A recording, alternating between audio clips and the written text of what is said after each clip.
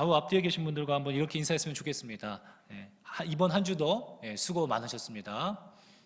이번 한 주도 너무너무 수고 고생 많으셨습니다. 특별히 이 금요기도에 참 쉬고 싶고 이렇게 좀 쉬고 싶은 시간에, 특별히 코로나 지금 바이러스가 이 서대문 또 중부 막 이 지역에 막 이렇게 왔다고 해가지고 확진자가 나왔잖아요. 그래가지고 참 염려스러운데도 그것을 뚫고 이 예배에 당에 나오신 여러분들이 뺀 자들 중에 뺀 자가 아닐까, 그런 생각이 듭니다. 뺀 자들 중에 뺀 자죠. 금요기도에 나오는 것도 어려운데 코로나 바이러스를 뚫고 나왔으니까. 오늘 본문 가운데에도 예수님께서 특별히 뺀 자들이 나옵니다. 뺀 자들 중에 뺀 자죠. 12 제자들 중에서도 특별히 3명을 따로 떼어서 예수님께서 기도하시는 곳으로 데려가십니다. 그 3명이 누구냐면 베드로, 야고보, 요한입니다. 예수님께서는 특별한 일이 있을 때마다 이 3명을 따로 떼어서 데리고 다니시고는 하셨었는데, 오늘 본문의 말씀의 전반적인 이야기들을 한번 나눠보자면, 예수님께서는 이제 곧 얼마 안 있으면 유다의 손에 팔리어서 이제 재판을 받게 됩니다. 그래서 예수님께서는 그 이제 공생의 기간을 마치고 이제 십자가에 못 박혀 죽으시는 일이 남았는데, 바로 그 전까지 무엇을 하셨는가? 붙잡히시기 바로 직전까지 예수님께서는 무엇을 하셨냐면은 바로 기도하신 것이죠. 그런데 겟세마네라고 하는 곳에, 그 동산에 가셔서 기도하셨는데 제자들을 데리고 가셨어요.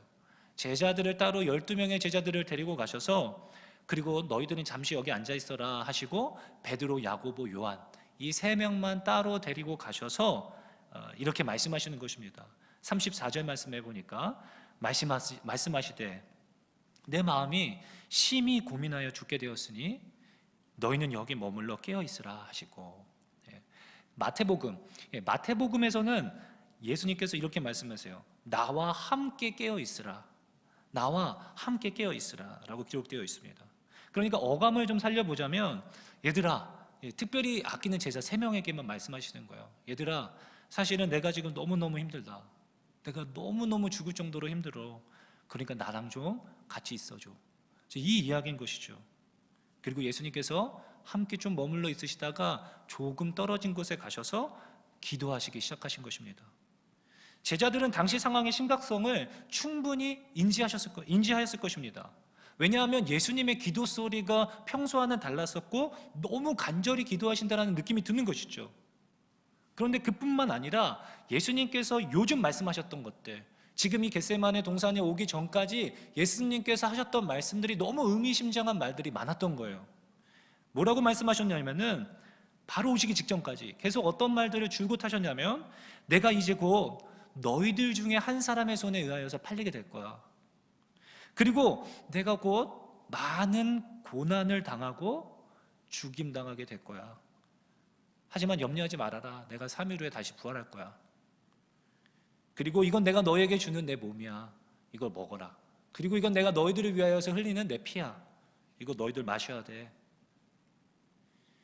너희는 얼마 안 있으면 전부 다 나를 버리고 떠날 거야. 그런데 베드로야, 너는 닭이 울기 전에 3번이나 나를 부인할 거야.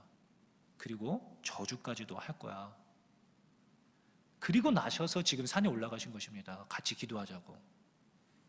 달빛만 비추이는 캄캄한 산 속에서 땀방울이 피가 될 정도로 예수님께서 간절히 기도하시고 계시는 것입니다. 당시의 분위기가 여러분 느껴지십니까? 뭔가 심각한 것이죠. 무슨 일이 일어나도 일어날 것만 같은 아주 심상치 않은 분위기가 흐르고 있는 것입니다. 예수님께서는 이러한 상황 속에서 제자들에게 깨어 기도할 것을, 특별히 너희가 시험에 들지 않도록 깨어 기도하라라고 말씀하시고, 예수님께서는 조금 더 떨어진 곳에 가셔서 기도하신 것이죠. 그런데 이러한 심각한 분위기 속에서 반전은 무엇이냐면, 얼마 지나지 않아서 제자들이 모두 잠이 든다라는 것입니다. 제자들이 다 잠이 들어요. 너무 괴롭긴 한데 다 골아 떨어지는 것이죠. 그것도 예수님이 한 번 오셔서 깨워주셨어요.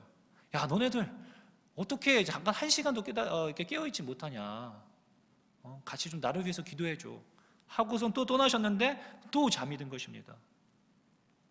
이게 여러분 별로 와닿지 않으시죠? 제가 좀 이렇게 느껴지실 수 있도록 좀 이렇게 예입니다. 예. 기분 나빠하지 마시고. 담임 목사님이 너무 괴로운 일이 생기신 거예요. 너무 힘든 일이. 그래서 모든 부교역자들에게 간곡히 기도 요청을 한 것이죠. 야, 내가 지금 너무너무 힘든 일이 생겼다.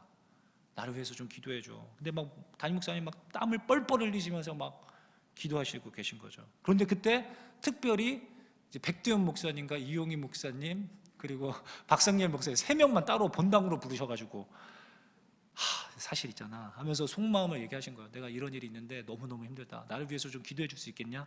하시고 저기서 이제 너희들 기도해 줘 하고서 이 본당에 오셔서 막 간곡히 기도하고 있는데 3명이 다 잠이 든 거예요. 웃으시잖아요, 여러분?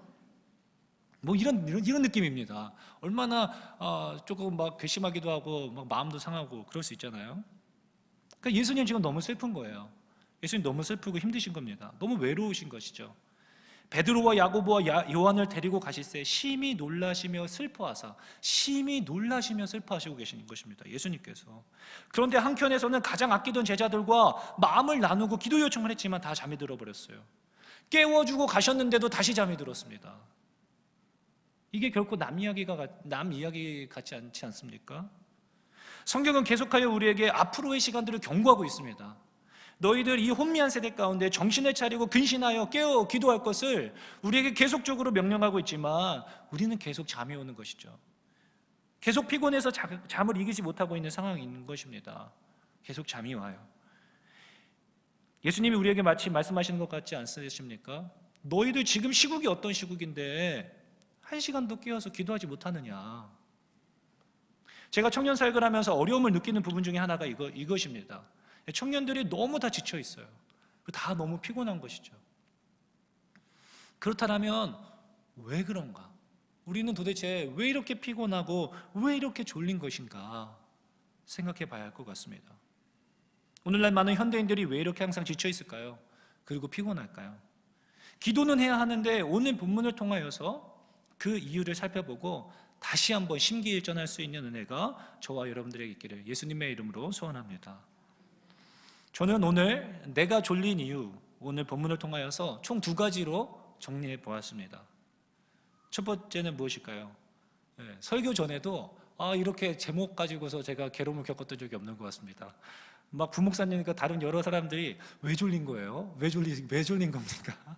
계속 물어보시더라고요. 사실 본문 가운데 왜 졸린지 예수님께서 말씀해 주셨습니다. 38절에 보니까 시험에 들지 않게 깨어 있어 기도하라. 마음에는 원이로되 육신이 약하도다 하시고, 우리의 육신이 너무 약해져 있는 것이죠. 우리의 육신이 너무 쇠약해져 있어서 우리가 잠이 오는 것입니다. 그리고 40절 말씀, 그 다음 구절에 또 뭐라고 그러시냐면 다시 오사 보신즉 그들이 자니 이는 왜냐하면 그들의 눈이 심히 피곤함이라. 그들이 예수께 무엇으로 대답할 줄을 알지 못하더라. 첫 번째 이유, 우리가 졸린 이유는 육신이 약하기 때문에, 심히 피곤하기 때문에 잠이 오는 것입니다. 당연하지, 맞아, 나 너무 피곤해, 그렇게 이야기하고 끝날 것이 아닙니다. 결국 우리의 피곤함이, 육신의 약함이 절대적으로 깨어 기도해야 할 긴박한 순간에 기도하지 못하게 만든다는 것입니다. 우리로 하여금 잠들게 한다는 것이죠. 시험에 들지 않게 깨어 기도해야 한다라고 예수님이 오셔서 당부하시고 가셨음에도 불구하고 우리는 계속 졸음이 쏟아지는 것입니다. 무언가 여러분 이상하지 않습니까? 왜 이렇게 계속 잠이 오지? 예배 시간, 또 기도하는 시간에 왜 우리는 잠시 깨어서 기도하지 못하는가? 우리는 고민해보고 생각해 봐야 합니다. 왜냐하면 예수님은 예수님께서는 지금 한켠에서 땀방울이 피가 될 정도로 간절히 기도하고 있는데 그의 사랑하는 가장 아끼는 제자들이 코를 골면서 자고 있는 모습을 보면서 박장대소하고 있는 존재가 있다는 것입니다. 너무 기뻐하고 있는 존재가 있는 것이죠. 바로 사탄이죠. 사탄은 여기에서, 이 장면에서 조금 재미를 본 것 같아요. 사탄은 지금 이런 것이죠. 그래, 얘들을 피곤하게 만들면 되겠다. 아주 그냥 시간에 쫓기게 만들고 분주하게 만들고 안절부절하지 못하게 만들어서 지치게 만들면 기도도 못하게 될 것이고 예배도, 하나님의 나라 사역도 못하겠네. 대신 그렇게 일한 대가로 약간의 내가 보상을 해주면 그럼 자연히 떨어져 나가게 될 것 같네 라는 생각을 하게 된 것 같습니다. 고린도서 4장 4절 말씀에 이렇게 이야기합니다. 그 중에 이 세상의 신이 믿지 아니하는 자들의 마음을 혼미하게 하여 그들의 마음을 혼미하게 하여 그리스도의 영광의 복음의 광채가 비치지 못하게 함이니 그리스도는 하나님의 형상이니라. 우리의 마음을 혼미하게 하여서 하나님의 복음의 광채가 비치지 못하게 하고 있다는 것입니다. 혼미하게 만들다라는 것은 정신없게 만든다는 것이죠. 우리로 하여금. 오늘날 많은 현대인들이 모두 다 이 사탄의 계략에 걸려있는 것 같습니다. 정신없게 만드는 것이죠. 막 다 빨리빨리. 성격이 얼마나 급하냐면 핸드폰 창이 조금만 늦게 열려도 왜 이렇게 늦게 열리지 막 하면서 답답해하는 것이죠. 예전에 비하면 정말 빨라졌는데 또 물건을 하나 배달시켜도 요즘에는 이제 2박 3일 걸린다. 이제 한 이틀 3일 걸려요. 그러면은 왜 이렇게 오래 걸려요? 라고 되는 거예요. 오늘 시키면 내일 와야 되는 거예요. 심지어 오늘 저녁에 시키면 내일 새벽에 문 앞에 와 있어야 되는 시대가 됐습니다. 그러니까 이 경쟁 시장에서 기업들이 조금 더 빨리 이제 이기려면 더 빨리빨리 하게 되는 것이죠. 또 오늘날 봐야 하는 것들이 얼마나 많이 있습니까? 예전에는 KBS, MBC, SBS 거기다 하나 더 하면 EBS 뭐 이렇게 채널이 이 정도밖에 없었는데 처음에 케이블 TV 나왔을 때 야 이거 언제 다 보냐 이런 얘기 하지 않았었습니까? 그런데 요즘에는 우리나라 드라마만 보는 게 아니라 전 세계 드라마를 다 봐야 돼요. 요즘에 청년들이나 젊은 사람들은 세계 드라마를 다 보고 있어요. 그리고 뉴스도 우리나라 상황만 보는 게 아니라 전 세계가 어떻게 돌아가는지를 다 봐야 되는 거예요. 그리고 이제는 유튜브 시대라고도 하죠. 이제 개인 채널, 개인 방송 채널을 운영하는 사람들이 막 늘어나고 있어요. 우리 교회 청년들도 3명이나 채널을 가지고 있습니다. 네, 지난주에 한번 2주 전에 그 채널 방송을 한번 안 보고 와가지고 실망해요 목사님 이렇게 안 보시고 이렇게 좋아요 안 눌러주시고 그래가지고 제가 요즘에 그 올라오면 무섭게 보고선 좋아요를 빨리 누르고 있습니다. 너무 봐야 할 것들이 많아지고 있어요. 또 먹어봐야 할 것은 또 얼마나 많이 있습니까? 맛집 뭐 어디 맛있다 뭐 이게 요즘에 능력이에요. 어디 간다 내가 이 맛집 안다 막 그러면 그 사람 능력자. 그 사람은 이제 굉장히 능력이 있고 센스 있는 사람. 맛집이란 맛집은 다 가봐야 하고 분위기 좋은 곳은 또 다 가봐야 하는 것이죠. 우리가 또 가봐야 할 곳, 여행 가봐야 할 곳이 또 얼마나 많이 있습니까? 좋은 데 다녀와서 카톡 푸사도 바꿔야 되잖아요. 카톡 푸사도 바꾸고 사람들한테 자랑할 수 있는 어떤 그런 것들을 막 우리가 만들어내는 것입니다. 또 쇼핑도 해야 하고요. 친구들랑 데이트도 해야 되고 가족들과 여행도 가야 하고 또 요즘에 핸드폰 게임이 막 쏟아져 나오고 있어요. 수십 가지가 막 매일매일 나오고 있습니다. 그러니까 그 게임도 해야 하고 너무너무 할 게 많아서 바쁘고 분주한 것이죠. 우리 중에 누가 영과 진리로 예배하고 싶지 않은 사람이 어디 있습니까? 뜨겁게 기도하고 싶지 않은 사람이 여기 어디에 있습니까? 마음에는 원이로되 육신이 약한 것입니다. 사탄의 계략이 먹혀 들어가고 있는 것이죠. 그래서 주일날 교회 오면 모두 눈이 반쯤 풀려 있는 것이죠. 다시 오사 보신즉 그들이 자니 이는 그들의 눈이 심히 피곤함이로라. 그래서 제가 간혹 설교할 때 보면 막 괴로울 때가 있습니다. 이제 무서울 때가 있어요. 청년부 보통 예배 시간이 1시 반입니다. 가장 노곤노곤하고 이게 자기 좋을 때죠. 근데 이제 막 너무 괴로운 거예요. 자기도 안 자고 싶은데 이렇게 막 눈이 막 이렇게 뒤집어지고 흰자가 막 보여요. 흰자가. 그러면 이제 자라고도 해주고 싶고 하는데 그래서 어떻게 하지 막 이렇게 보다가 가지고 눈이 마주쳐요. 그럼 걔도 깜짝 놀라고 나도 미안하고 무안하고 서로 겸연쩍은 너무너무 다 피곤해요. 오늘날 재밌는 게 너무 많고 맛집도 너무 많고 가봐야 할 곳들도 너무 많고 하다 보니까 결국에는 사람들이 잠을 줄이기 시작하는 것입니다. 퇴근하고 그냥 자기 너무 아쉬워요. 그러니까 뭐라도 하나 보고자 하려고 하는 것이죠. 그리고 잠을 많이 안 자는 것이 열심히 사는 것이다라는 이상한 통념이 생기게 되었습니다. 그래서 사당 오락이라는 말이 있지 않았습니까? 4시간 자면 붓고 5시간 자면 떨어진다. 그래서 사람들이 막 잠을 줄여가면서 막 열심히 살려고 했죠. 그래서 세계보건기구 WHO가 수면 부족을 선진국 전체의 유행병이다라고 이야기했던 적이 있습니다. 굉장히 열심히 잘 살고 있는 것이다라는 착각을 하게 만드는 것이죠. 세계적인 신경과학자이자 수면 전문가인 매슈 워커라는 사람이 우리는 왜 잠을 자야 하는가?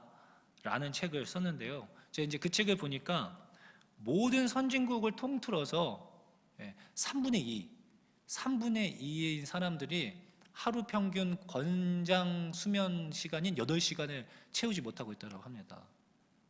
8시간을 자야 된대요. 그래서 요즘 건강의학계에서 수면의 중요성이 굉장히 지금 강조되어지고 있는데, 간략하게 이 수면에 대해서 제가 한번 이야기해 드리자면, 사람이 하루 평균 6시간, 7시간 잠을 이렇게 충분히 못 자면은요, 면역 체계가 손상되고 암에 걸릴 위험이 2배 이상 증가한대요. 또 수면 부족은 알츠하이머의 병에 걸릴지 여부를 결정하는 주요 생활 양식 요인 중 하나다라는 연구 결과가 나왔다고 합니다. 그러니까 우리가 홍삼 먹고서 막 면역력을 올리기 위해서 막 이렇게 할 게 아니라는 것이죠. 잠을 충분히 자면은 충분히 우리 몸에서 그런 면역 세포들이 잘 건강하게 생겨난다는 것입니다.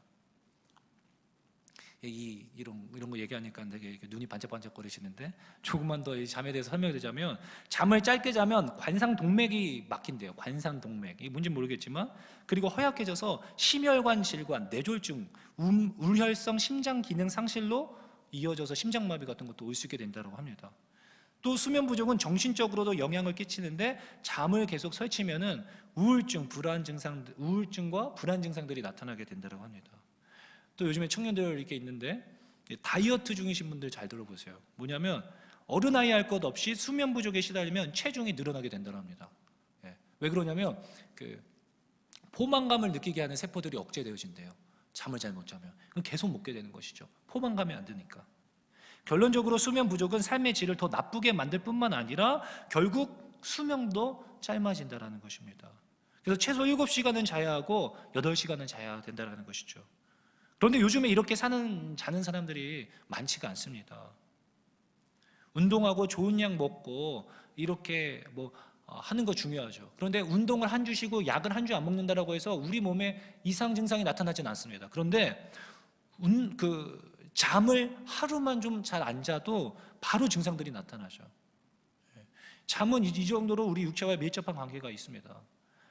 사랑하는 성도 여러분, 오늘날 우리는 하나님께 예배하는 것조차, 기도하는 것조차도 너무나도 버겁게 느껴질 정도로 피곤하고 지쳐 있습니다. 너무 분주해요. 마음도 몸도. 이 땅 가운데 사는 동안 너무 맛있는 것을 다 먹어보려고 하지 마십시오. 그리고 사람들 좋다고 하는 데를 다 가보려고 하는 것도 욕심이죠. 재밌는 것들을 다 보려고 하지 마십시오. 전 세계가 어떻게 돌아가는지 너무 다 알려고 신경 쓰지 않아도 괜찮습니다. 오늘날 절제가 필요한 시대입니다. 절제가. 성경적인 자기관리가 필요한 것이죠. 마음은 원이로되 육신이 약하여 눈이 너무 피곤하여서 기도하지 못하는, 맑은 정신으로 온전히 예배하지 못하는, 하나님의 나라와 의를 위하여 사역하지 못하는 답답한 삶을 우리는 이를 악물고 바로 잡아야만 합니다. 삶의 불안과 염려로 내가 이렇게 살지 않으면 내 인생 망하게 될 거야 라는 어떠한 믿음을 가지고 계신 분들 계십니까? 그 짐들을 예수님의 십자가 앞에 내려놓아 보십시오. 어떤 일이 일어나는지, 어떤 은혜가 있게 될지 볼 수 있는 기회가 될 줄로 믿습니다. 두 번째, 내가 졸린 이유 두 번째 이유는, 먼 산 불구경하듯이 내 일이 아닌 사람은, 이 일들이 내 일이 아니에요. 그러면 잠이 오게 되어집니다. 뒤집어 이야기하자면 사명이 없는 자는 잠이 오게 된다는 것입니다. 예수님은 이제 곧 벌어질 일들, 예수님은 이제 앞으로 벌어질 일들 때문에 자신이 받아야 할 진노의 잔의 무게감 때문에 간절히 땀이 빗방울이 될 정도로 기도하셨습니다. 그러나 이제 곧 무슨 일이 일어날지 모르고 나랑 상관없지 라고 생각되어지는 사람들은 그냥 잠이 쏟아지는 것입니다. 내일이 아니기 때문에. 마치 우리가 다음 세대를 위하여 기도합시다, 코로나 이 질병을 위하여서 기도합시다, 잠시 우리도 불 끄고 기도할 텐데 기도하다 보면 너무나 피곤하고 잠이 오는 것이죠. 왜냐하면 그다지 나와 관계가 없게 느껴지기 때문입니다. 하지만 이제 어떻게 하면 이야기가 달라지냐면요, 만약에 나의 가족 중에, 나의 부모님이나 내 아들이나 딸 중에 이 코로나의 확진자로 판정되어진다라면, 그렇다면 우리의 기도 소리가 달라지겠죠. 내일이 되니까, 내일이니까 잠을 잘 수가 없습니다. 하나님의 나라가 내 나라가 아니면, 하나님의 사명이 내 사명이 되지 않는다라면, 잃어버린 영혼들을 향한 예수님의 마음이 내 마음에 부어지지 않는다라면 우리는 잠이 쏟아지게 될 것입니다. 근신하라 깨어라, 너희 대적 마귀가 우는 사자와 같이 두루다니며 삼킬 자를 찾나니. 에이, 또 목사님 우리 긴장시키려고 하시는 말씀. 여태까지 몇십 년 동안 살면서 우는 사자 한 번도 못 만나봤고 앞으로도 우는 사자가 나를 찾지 못할 것입니다 라는 어떤 절대적인 확신과 믿음을 가지고 계신 분들, 하지만 이미 자신의 영혼이 사자의 입에 물려 있다는 것을 죽어도 깨닫지 못하게 되는 것이죠. 왜냐하면 잠들어 있기 때문에. 마음이 완악해져 있을 수 있습니다. 근신하고 깨어 있어야 하는데 별로 내 이야기 같지가 않아서 깨어 있지 못하고 잠이 옵니다. 소금은 좋은 것이로되 만일 소금이 그 맛을 잃으면 무엇으로 이를 짜게 하리요? 너희 속에 소금을 두고 서로 화목하라 하시니라. 너희가 소금인데 너희 속에 소금을 두고 서로 화목하게 하라. 만일 그렇지 않으면 소금으로서의 역할을 감당하지 못하면 너희는 세상의 소금이니 소금이 만일 그 맛을 잃으면 무엇으로 짜게 하리요? 후에는 아무 쓸데없어 다만 밖에 버려져 사람에게 밟힐 뿐이니라. 소금이 무엇입니까? 모든 사람들로 하여금 화목하게 하는 존재로 이 땅 가운데 우리가 살아가야 하는데 그 맛을 내지 못하면 다만 버려져 땅에 사람들에게 밟히게 될 것이다 라고 이야기하고 있지만, 그런데 우리는 이 말씀이 별로 와닿지 않는 것이죠. 나랑 상관이 없는 것입니다. 베드로야, 너가 날 3번이나 부인하고 날 모른 척하게 될 거야. 제가요? 그런 일 죽어도 없습니다. 그 예수님의 말씀이 베드로에게 와닿지 않는 것이죠. 그러니까 잠이 오는 것입니다. 너가 이 땅 가운데 맛을 잃으면 다만 밖에 버려져 사람들에게 밟히게 될 것이다.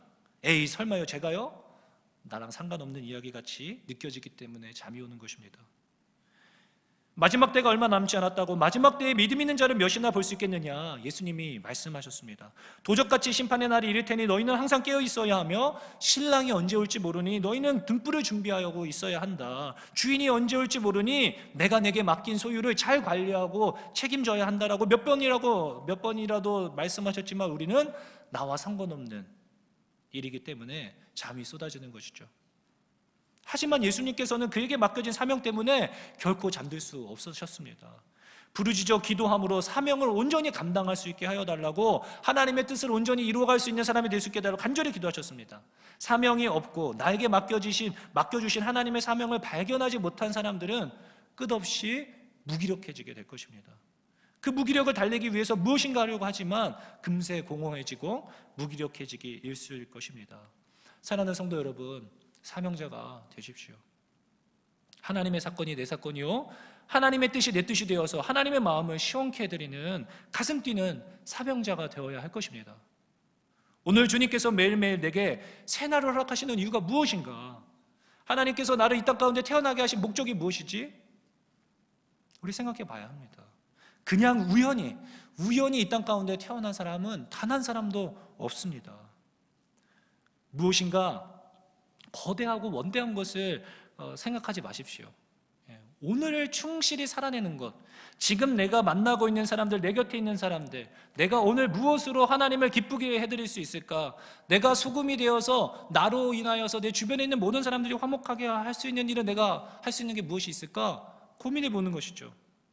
다음 세대에 위하여 기도하자고 하는데 내가 우리 아이들을 위하여 기도할 수 있는 것은 무엇이 없을까? 내가 여럿은 안 되겠고 한 명의 아이라도 가슴에 품고 기도해야 되겠다. 담당 교육자에게 가서 지금 기도가 필요한 아이가 누구 없나요? 누구 좀 어려운 친구 없나요? 물어보고 그 아이의 사진을 하나 받아서 놓고선 기도해 줄 수 있죠. 그러면 그 다음 세대를 놓고 기도하자라고 하는 그 느낌이 전혀 다르게 될 것입니다. 담당 교육자에게 가서 부모님이 교회 다니지 않는 아이들 누구 없으신가요? 부모님이 기도해 주지 못하는 아이들이 얼마나 많이 있습니까? 그 아이를 내가 양아들로 내 양딸로 삼아서 그 아이를 위하여 기도해 줄 수 있는 기도의 부모님이 왜 될 수가 없겠습니까? 그 아이를 그렇게 기도하기 시작하면 다음 세대가 전혀 다르게 다가오는 것이죠. 여름 사역할 때 수련회 위에 기도해 달라고 주보에 광고는 나가는데 저는 그랬으면 좋겠어요. 권사님들, 지사님들 그것을 그냥 놓고선 기도 그렇게 하는데 별로 느낌이 안 오는 거죠. 그러나 중보 기도팀이 되어서 그 기간에 매일매일 아니면 시간을 정해서 그 기도팀이 모여서 그 여름 사역들이 잘 진행되어질 수 있도록 기도하는 거죠. 그런 것들 만들 수 있죠. 또는 저녁 시간에 아이들 치킨이나 아이스크림이나 간식 같은 거 사들고 오셔서 저녁 집회 할 때는 끝나고 나서 또 저녁 집회 할 때는 같이 또 뜨겁게 뒤에서 같이 기도해 주시고, 그러면 아이들이 힘이 날까요, 안 날까요? 아이들 너무 좋아하는 거죠. 우리가 사랑하자고는 하는데 막연하게 사랑하게 해주세요라고 기도하면은 졸음이 오는 것입니다. 주변 어려운 이들이 누가 있는가 알아보고, 독거노인이시라든지 부모님이 없이 할머니 할아버지 손에서 자라고 있는 아이들이 우리 주변에 얼마나 많이 있습니까? 그런 아이들에게 반찬이라도 해다 주고 찾아가서 말동무가 되어주는 그런 귀한 사역들이 우리 주변에 얼마나 많이 있습니까? 막연하면 안 하게 되어지고 나랑 상관없는 일이 되어집니다. 하지만 구체화하고 내일처럼 사명으로 받으면 절대 잠들 수가 없게 되는 것이죠. 내가 무엇을 할 수 있을까? 오늘 나에게 주신 사명은 무엇인가 고민해 볼 때 우리의 심장이 뛰게 되는 것입니다. 나의 삶의 목적과 방향성이 온통 이러한 사명에 붙들린 바 되어질 때 우리는 더 간절히 기도하게 되죠. 하나님의 은혜가 더 필요하게 되어질 것입니다. 더불어서 영혼들을 사랑하기 위하여서 눈물 흘려본 사람만이 예수님의 마음이 어떠한 것인지를 깨닫는 은혜가 있을 것입니다. 만물의 마지막이 가까이 왔으니 그러므로 너희는 정신을 차리고 근신하여 기도하라. 무엇보다도 뜨겁게 서로 사랑할지니 사랑은 허다한 죄를 덮느니라. 베드로전서 4장 7절 말씀. 예수님을 부인하였던 베드로가, 잠들어 있던 베드로가 하였던 말입니다. 말씀을 맺겠습니다. 삶을 정돈해야 할 때입니다. 그리고 절제하십시오. 육체를 단련하고 하나님이 쓰시고자 하실 때, 필요로 하실 때 나와 함께 깨어 있어다오 라고 말씀하실 때 강인하게 준비되어진 우리의 삶을 언제든 마음껏 주님 손에 내어드릴 수 있는 은혜가 저와 여러분들에게 있기를 예수님의 이름으로 축원합니다.